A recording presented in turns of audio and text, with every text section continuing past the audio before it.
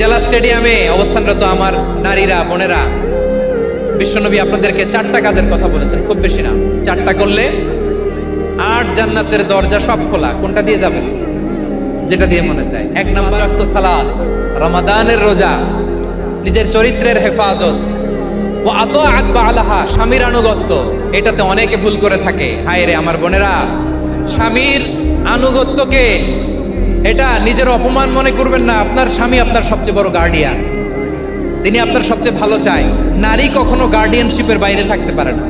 হয় আপনি বাবার গার্ডিয়ানশিপের ভেতরে, বাপ না থাকলে ভাই আপনার গার্ডিয়ান, ভাই না থাকলে চাচা গার্ডিয়ান, বিয়ের পরে আপনার স্বামী আপনার গার্ডিয়ান।